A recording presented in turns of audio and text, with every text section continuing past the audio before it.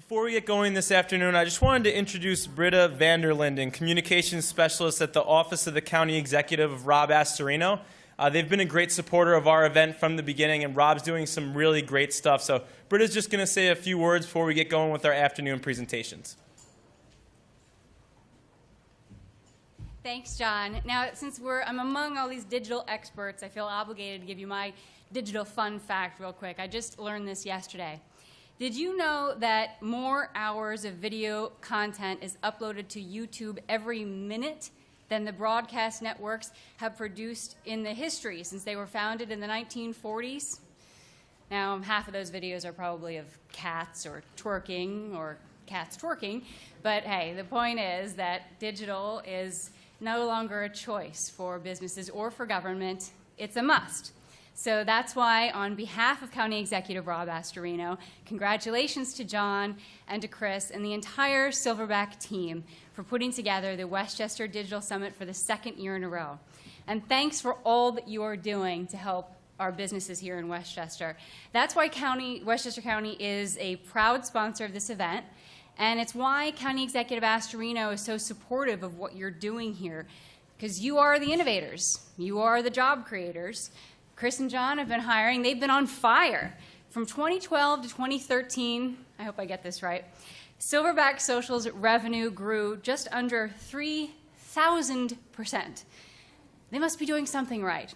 And the great thing about Chris and John is that they're so passionate about what they do, and they want to share what they know and help others to succeed. And in fact, they're going to share their expertise with us at the county very soon. Westchester County government has a strong digital presence. We've been rated one of the top 10 digital counties in the United States for 8 out of the last 9 years. But there's always room for improvement. Technologies change quickly, and it's tough to keep up unless you're on the front lines. So that's why County Executive Astorino asked, how can we up our digital game without costing taxpayers? To find the answer, we had to look no further than our own backyard. Earlier this week, County Executive Astorino announced that he has tapped Chris Dessy and John Zanzarella to serve as co-chairs as a new digital communication task force. Now, what's this all about? Chris and John are going to recruit fellow experts from around the county, and they're going to evaluate Westchester County government's digital profile from top to bottom. And they're going to take a look and tell us what they think is working, and they're going to give us advice on the strategies that we can employ to better connect and communicate with our residents. That's what it's all about. And the best part is they're doing it all pro bono. So we're really excited to be working with them. So before I go, I just want to invite each of you to connect with the county executive's social media pages that are dedicated to small businesses. On Facebook, it's Westchester Small Business. And on Twitter, it's WC Small Business. Those are wonderful outlets for us to communicate with you the various resources and programs that are available to businesses through the county and through our partners. And we encourage you to use those outlets to network with fellow business owners and to share your success stories. So thank you very much for the opportunity to be with you today. And if anyone was filming this, get it up on YouTube. Thank you.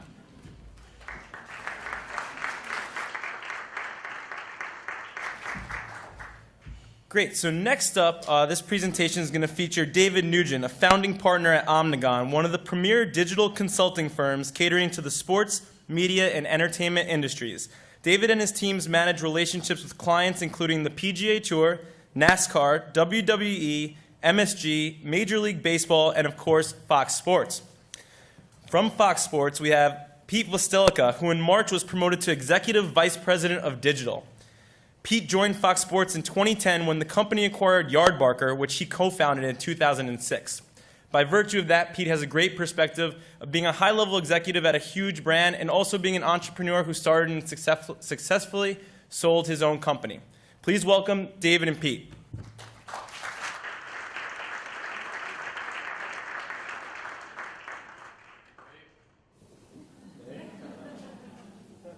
Thanks. Where are we doing this, Dave? I think right in the middle. All right. Hey, guys. How we doing? Good. good. Hey, Pete. Hey, Dave. Thanks for doing this. Sure, happy to. I love it. We already got a good intro, I think, so we won't dive in too much to our personal backgrounds. I think we'll just open it up and start asking some questions. As it was queued up, one of the interesting things about Pete and Pete's background is that he's entrepreneurial. He's been through a digital startup. He's also now works as an executive inside of a large media company. And he's in the world of sports. And for us, that's sort of right in our wheelhouse. So we're going to sort of pace through a bunch of questions today, and then we're going to open up some questions to you guys where you can pick the brain of one of the most important guys in the digital sports. And that is Dave Nugent. Seriously, this shouldn't be all about me, Dave. I'm going to make sure that you're on stage as much as you need to be as well. We'll see how that goes. Yeah. So We've still got 30 minutes. They haven't even started They the haven't timer started yet. our clock. Yeah. So let's start with Cue Yardbarker. clock. Okay. Can you tell us a little bit about the way that you started the business, why you started the business? Was it born out of a need was there a gap in the marketplace? Was it just something you were passionate about? How did that all come about? I think it was a lot of those things plus some naivety and the fact that I didn't want, this is going to sound like a joke, but it's true, I didn't want a job that working for somebody else. So I was in business school at Berkeley. I'd gone back after spending some time in the agency world here in New York. While most of my classmates were doing sort of the on-campus recruiting process, I was spending my time thinking about what a startup could look like if I wanted to go that route instead. So I completely, sort of ignored all of the recruiters on campus and found some classmates to sort of form the team that became Yardbarker. Not just as co-founders, but investors and partners and people who could introduce us to investors and partners. I found that business school was a great place to start a company. If you think about it, you're surrounded by all these resources. You have time. Especially a full-time program. It's 2 years where academics is there, but not necessarily all that time-consuming. You've already foregone a salary. I think it depends really on how much you focus on your schoolwork when you're in school. Listen, in business school, I don't know, who went to business school? Who has an MBA? All right, so you guys will get this. And for the rest of you, I'm going to let you in on a secret. On my first day of class at Haas, one of our instructors said, I'm going to be the first person to tell you this, but if I don't tell you, you'll learn it quickly. Grades don't matter in business school. and what that meant wasn't ignore school. It meant use this time wisely because these 240 people in the class are people you're going to be working with for the rest of your life, and this is an opportunity to sort of shape your career. Anyway, this isn't an advertisement for business school necessarily, but I do think it was a great time to start a company. In terms of why we chose Yardbarker and why we chose sports, there are a lot of people I meet in sports who their lifelong dream is to work in sports. I was never that guy. I always loved sports. I love games, I love music, I love media generally. Sports was sort of on the list. But what we saw in sports, and this is 2005, 2006, what we saw at the time was that all of the dominant digital sports properties were big companies, were run by big companies. It was still at the time. This is at a time when ESPN, Yahoo, CBS, NBC, SI pretty much dominated sports on the web. Meanwhile, there was a sort of populist movement among fans to start taking advantage of some of the new tools that were out there. And this is pre-Twitter. It's before Facebook was really being thought of as a publishing platform. It's before YouTube was really thought of as a serious publishing platform. And at the time, it was blogs. Blogger and WordPress and some others were making it really easy for someone to get their opinion out there and publish their analysis and show themselves off in a way that they couldn't before. And what we saw was that there was a lot of really good writing happening and community building happening on these independent sites, but the sites had tiny audiences and no advertisers that were even paying any attention to them. So we made it our mission to pull them all together under a single brand, try to work with them to attract larger audiences on their behalf, and then work with advertisers to bring more revenue their way. And I think it worked partly because the blogosphere continued to grow. Some of those tiny sites did grow and become the big lead, and Sports by Brooks and Deadspin, and all these sites that today you look at and you don't even really think of them as blogs anymore. They've established themselves as part of the media landscape. But that all happened, in the course, for us, it all happened in the course of building Yardbark, and whatever small role we played in it, I think, paid off because we were able to anticipate where the puck was going, so to speak. Right. So one of the things I think most smaller businesses are challenged with as they evolve is, at what point do I need to go get some money, right? Can I do this all on my own back, or do I have to go out and get funded on some level? And it's that cash versus control struggle, right? So if I bring in outside money, I'm going to give up some of the control of the business. What are the most common mistakes you think that a company that needs to go out and get funding will make? I mean, look, when you're an entrepreneur, when you're a startup CEO, you're always fundraising. That's the first thing. And so it's hard to call sort of any effort toward raising money a mistake, because it's what you need to be doing constantly.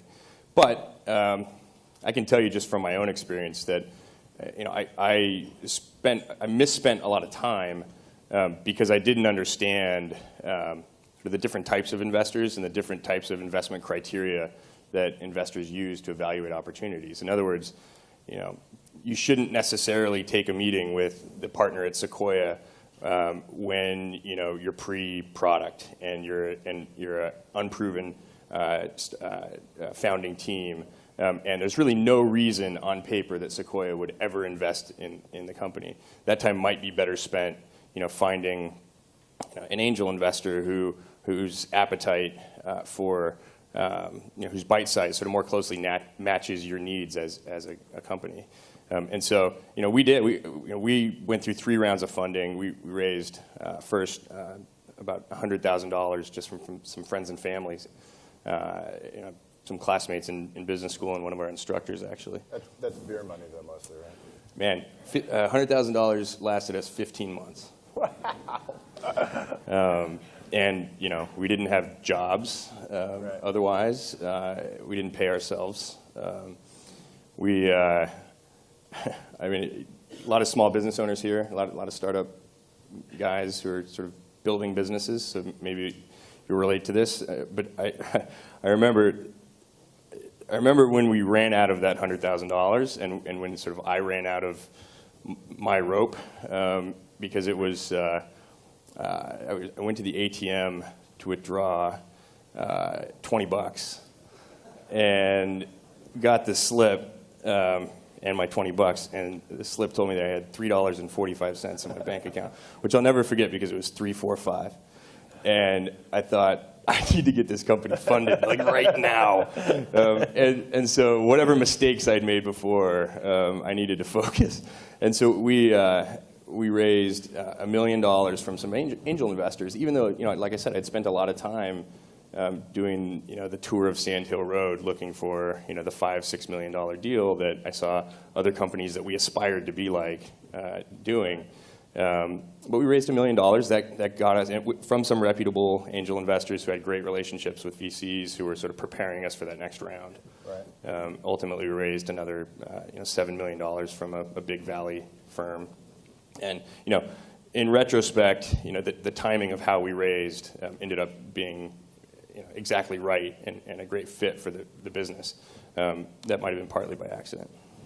So one of the other challenges I think you have when you start and run a business is, especially if the expectation is that it's not a lifestyle business or it's not something that you're just going to live off for the rest of your life, is that there will be, with luck, a transaction at some point, right? Mm-hmm. So how do you evaluate, the biggest issue, right, is selling too early versus selling too late or not being able to sell? How did you what was that process like for you guys?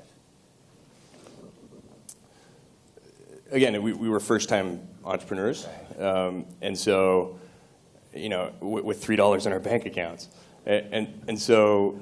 So any offer is a good offer. No, I won't say that because we certainly had a perspective on where we wanted to be with the business before it was time to sell, and part of that was driven by our investors. I mean, when you raise $7 million, there's a certain expectation that comes along with that, which is to say, you're not going to sell this company for 2x that or 2x our position, and so we did have a longer term vision than just to say any offer is a good offer.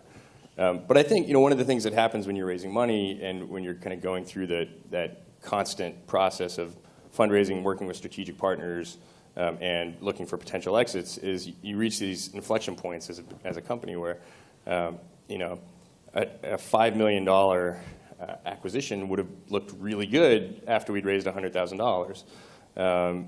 It might have even looked good after we'd raised $1 million. And so raising that $1 million is not only, it's like the elder Kevin Arnold from Wonder Years says, like growing up is a process of closing doors, right? So you're taking $1 million in order to continue to grow and give yourself a year of runway, but you're closing the door on, any opportunity, any acquisition opportunity that falls into that sort of modest range of $1 to $5 million, which is where a lot of deals get done. And so, that decision I think has to be driven by, ultimately I think the CEOs and no one but the CEOs sort of long-term outlook on how big the company can be, and a sort of risk-adjusted outlook on the chances of getting there. And that's dependent on a lot of things, not just the business. It's dependent on the partners you have, the competitive landscape, the macro environment. I mean, we went through 2008 and 2009 on our large raise. We had $7 million in the bank, but as soon as we raised the $7 million, again, speaking to investor expectations,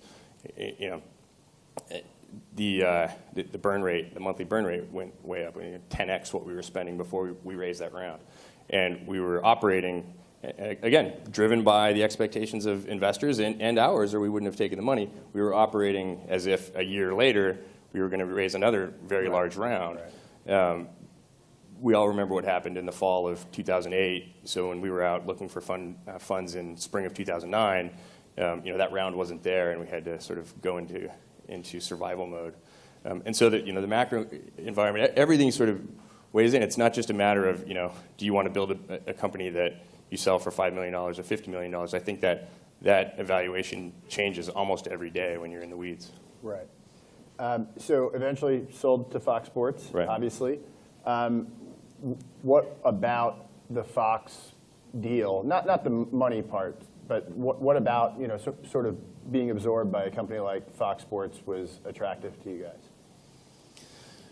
Well, we had a great partnership. The money too. I'm sure the money. Yeah, I mean, look, we had a great partnership with Fox that predated the acquisition, and that's something that I mean, companies, there are bidding wars for companies. Companies get bought without a relationship between the buying company and the selling company. That happens, but in my experience, what happens more is that they say companies aren't sold, they're bought. In other words,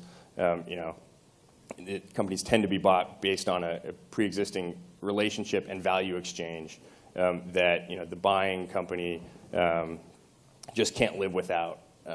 And it's not that they can't. You usually can't.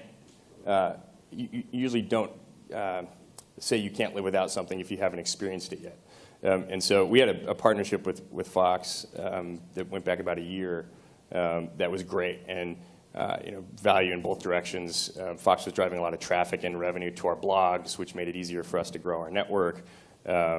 We were contributing a lot of audience and inventory to Fox, which, as for anybody that follows kind of the ComScore jostling in media categories on the web, it was really important to Fox to represent themselves as a bigger and bigger property over time, and we were a growth engine for them. And so when another big media company came along and expressed some interest in acquiring us, it was really difficult for Fox to imagine that happening. Right. And so I'd say it was less, our decision to sell was less driven by, us figuring that we could really get something out of Fox if we were part of Fox, and more just, it was driven by Fox's need for what we brought to the table, which made us more valuable to them than we were to our investors. So now you're inside of Fox Sports as an entrepreneur running around in a huge media company. Right. Still to this day, you are that guy, right? You're an entrepreneurial spirit in a big company. What was that dynamic like? Has it changed? When day one, when you walked into your office, what was that sort of feeling and dynamic like? It's a big office, which was weird.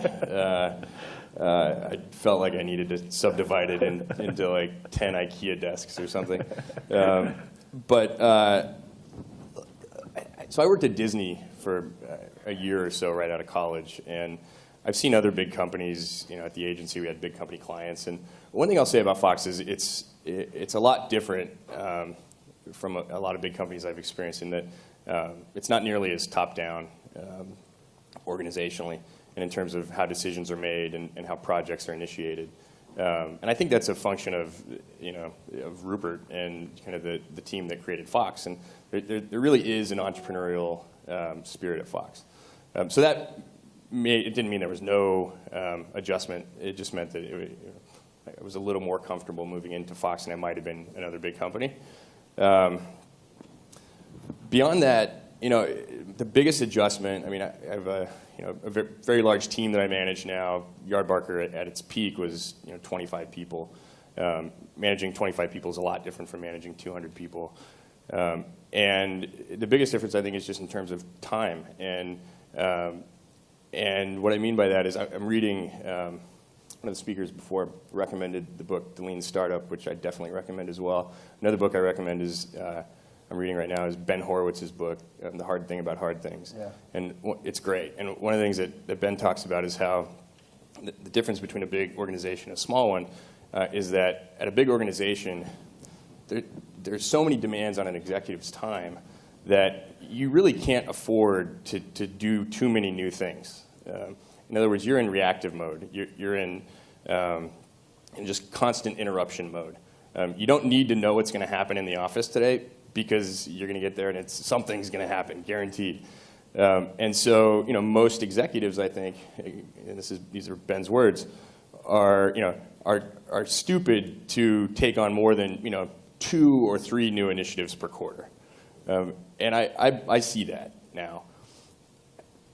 In a startup, nothing happens if you don't do it. and so, I think there was an adjustment period for me, and I'm still feeling it, where, I'm assuming that it's my job to sort of create new opportunities for the business, and that can take a lot of time, and the organization's not necessarily set up to kind of just fall into line and support brand new initiatives that take the organization in an entirely new direction. Right. Even if that initiative would create tremendous value for the group or the company. And so I think just kind of changing my approach and my team's approach to literally our schedule every day has been one of the biggest adjustments. So the business that we're both in is in fan engagement, right? At the end of the day, it's about creating compelling experiences that people are going to care about and visit, hopefully in droves. On the sports side, what are the kinds of things that folks like us should be focused on? What are the things that you guys are focused on right now? And I mean that both from a standard operational perspective and also what are the newer things that are coming down the line that you guys are looking at? Sure. So, I said I'm having to kind of scale back the number of initiatives that we kick off, but we do have a lot going on. One of the things that we're working on is and I don't think I know it's not just us. We're really interested in short form mobile video as a way to engage, call it a millennial sports fan audience. You think about SportsCenter and what a great job they've done with that franchise over the last 30 years. And we have our own sort of equivalent on Fox Sports 1 called Fox Sports Live, which is a lot like SportsCenter in some ways, in that the focus is on highlights and sort of what happened today in sports, but it's unique in ways as well. But I think setting aside television, if you're inventing a SportsCenter for 17-year-olds in 2014, what does that look like? And for starters, it might not be a given that it should be on television. And so we just kicked off a project called Fox Sports at the Buzzer, which is a social media show designed to engage younger audiences, especially on small screens, with really short-form video content. And we're working with the brand Ford to sort of amplify that content and get it out through as many sort of off-platform channels as we can. So I think that's a thread. I think there's this really great thing happening right now with niche video content. What's starting to happen is that people are paying for video on the web. They're paying through subscriptions, like what Glenn Beck is doing, leaving Fox and making $50 million, with his Blaze TV subscription channel, which he owns. And he owns, not only does he own the platform, he owns the relationship with the customer. There's just a really strong lifetime value proposition there.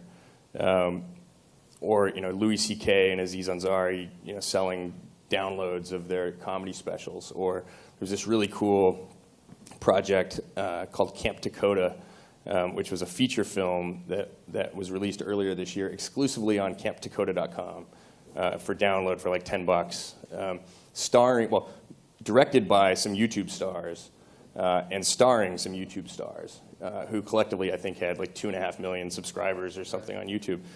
And so through pre-sale, they were able to earn back the investment in production cost. And since then, the thing has gone on to sell very well, and they're talking about sequels. It's sort of counterintuitive in 2014 to think of a website as a distribution channel, because everybody's thinking about YouTube and Hulu and Netflix and Roku, and can I get it on my connected device? And does my Samsung TV make it easy to get? But turns out a website is still a pretty good way to sell something. Email is a big part of that. And so we've got our own little premium niche video offering called Fox Soccer To Go, which you can pay a monthly fee. You can use to pay a monthly fee and get Champions League and Israeli League and other kind of international soccer matches here in the U.S. And we're really interested in what other categories of premium content we can build a sort of a niche channel around and charge for, either through a la carte or subscription, as well as through sponsorship. And how do you guys typically come? You mentioned that it's important that you're prioritizing a small set of initiatives, right? That you're not spreading yourself too thin. What does that prioritization process look like? So,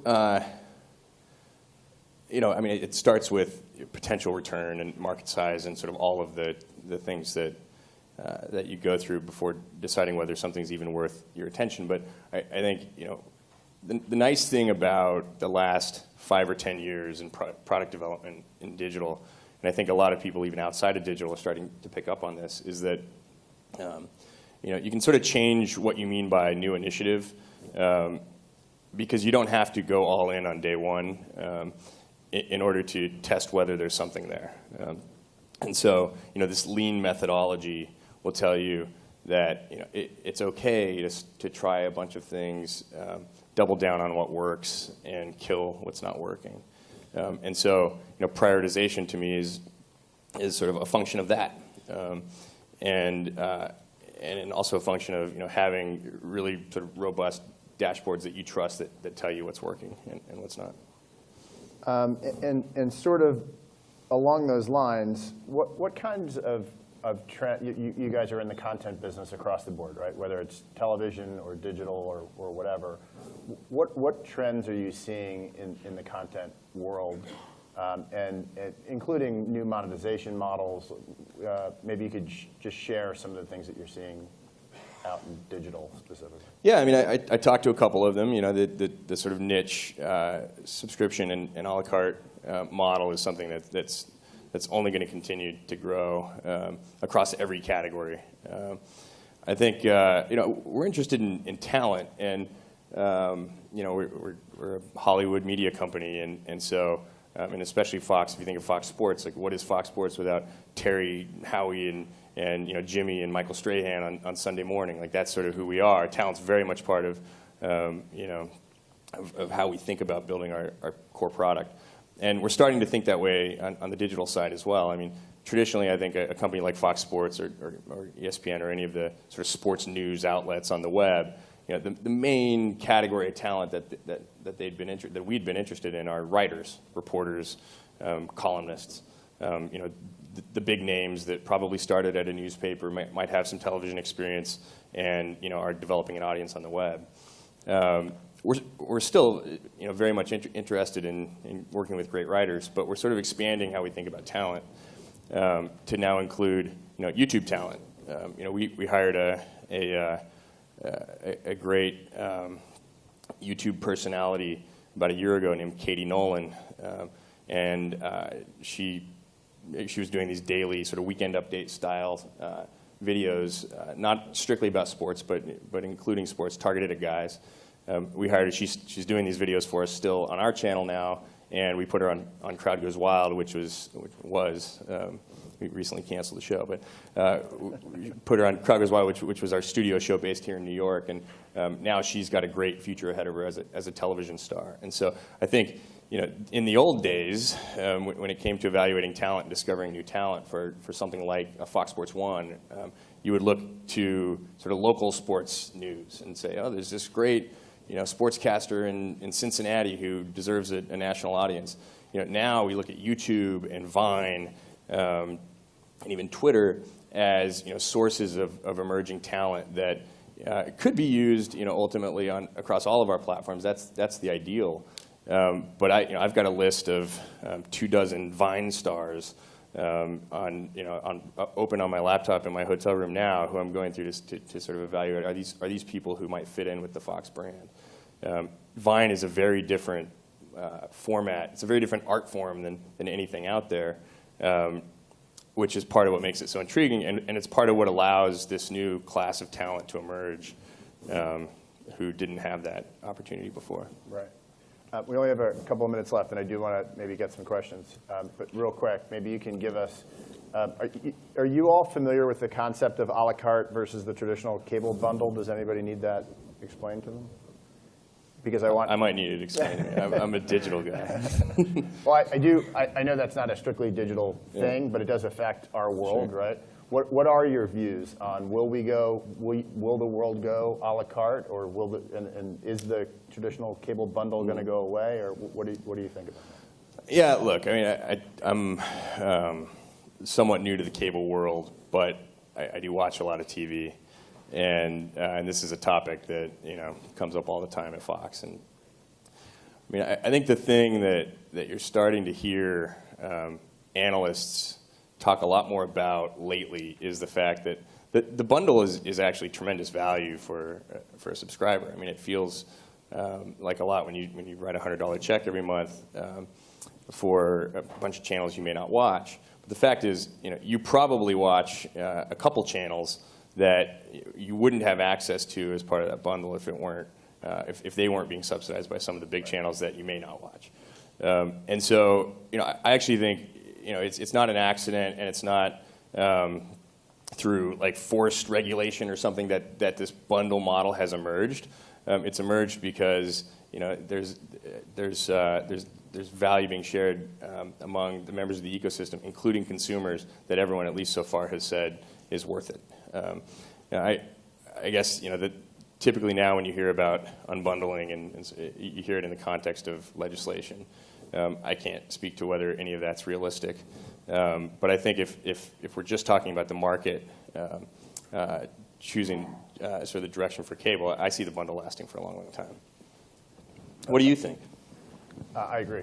I think for a long time, because of the cord cutting that's going on, and because a lot of content, legal and illegally attained content, is accessible without a cable bundle, I think I may have had a different opinion. But in the last 6 months or so, and understanding that value proposition and understanding the rights landscape as it relates to sports content in particular, the bundle's not going away at any time in the next 5 years at least. I mean, your NASCAR deal, I think, is 7 years? Yeah. 8? Yeah. So, as long as those long-term TV deals exist, you're going to get them as part of some kind of bundled package. You're going to have to. I mean, there are always going to be bundles. Will the bundle look exactly like it does today with exactly the number of channels, or will there be multiple bundles? We have sort of smaller tiers that you can opt into. Bundling works in media, and so there's always going to be a sort of a pressure. The market's going to drive bundles. I definitely believe that. I think your DirecTV bundle on your television in 5 years, probably won't be the only bundle that you've subscribed to, and it certainly won't be the only bundle that you have access to. I mean, if you think about this device and how telephony is and data and text messaging are two applications on this device. The device is not provided by the company that provides that telephony service, but it is subsidized by the company that provides that telephony service. I think a similar model for television makes a lot of sense to me, where you've got an interface like that on your TV, and one of the icons launches your DirecTV experience, but there's an app store that gives you access to all kinds of other experiences within that within that UI. And I think it makes perfect sense to me that someone like an Apple would work directly with an MVPD, one of the cable or satellite providers, to make access to that device and that application environment cheaper for consumers to get it out there more quickly. So. We are out of time. Are there questions? This conversation could go on for quite a while. Maybe it will over a beer or something later. If you guys are around, you can find us outside. One question. Yep. Because you're talking about cutting the cord or untethering. I know a lot of people who've never even owned a television. Sure. And there's the whole second screen opportunity. How do you see it from a content creation point of view for your market? Smaller pieces, and how do you do that? Maybe the second screen, or just direct consumption for that millennial pluralist, that next generation? Sure. I mean, look, I think it turns out more and more people are signing up for cable and satellite, quarter over quarter, despite this sort of fear of this cord cutting phenomenon. But I don't disagree with you. I think that there are a lot of people, especially younger people, who aren't buying TV because they're getting what they need from another channel, whether it's Netflix or YouTube or Twitter. So our approach to that, and by the way, there's another sort of advantage that digital platforms have over a cable bundle, which is sort of unlimited shelf space, the ability to sort of target smaller segments of an audience than you could, economically through a cable bundle. That's the angle I approach it from, and the reason is I think if you approach it from that angle, the world looks like, the pie looks like it's enlargeable, as opposed to sort of eating itself, right? There's like I mentioned, Fox Soccer to Go. I mean, there are a lot of Israeli league matches that we make available through this subscription product, which you don't need a cable subscription to buy, that we could never put on Fox Sports 1 or even Fox Soccer when we had it, because there just wasn't the shelf space. So I think you can call it a hedge. You can say we're building we're interested in these over-the-top experiences, as a means to sort of capture an audience that might not want a cable subscription. I don't really look at it that way. I look at it as additive to our core business. Was there anything else? Anyone else? Okay. Well, thanks. There's a question. Sorry. It's hard to see from up here. Hi. Thanks so much for all the insights. It was really fascinating. So many questions on the digital side, on the sports side. But what I find interesting is also that the competition won't come from where you think it will come from, because GoPro might be a competitor. Red Bull might be a competitor. I mean, what do you see as sort of who do you look to say, wow, they're doing something really sharp and interesting? I mean, those are two fantastic examples, I think, of companies that just seem to get it and get and who are taking advantage of the decreasing costs and complexity of content production and distribution. I think there are others, and there are YouTubers who have 3 million subscribers who, with one or two moves on the chessboard, could become full-fledged media companies. Certainly, if they're working together with a brand to sort of bring resources to the table. There are a lot of platforms out there that someone could use. It's not just YouTube. There are a lot of platforms out there that someone with talent and an audience could use to grow the audience and monetize it. So I see brands playing a huge role. I think it doesn't necessarily though need to be that the brand takes the lead. A lot of times it's easier and easier for an independent content producer to take the lead in building an audience, and brands have a great opportunity to latch onto that. Great. Well, thanks for this, man. Yeah, It's fun.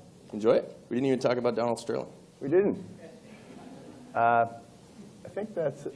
Yeah? I mean, we can keep going. Thanks, guys.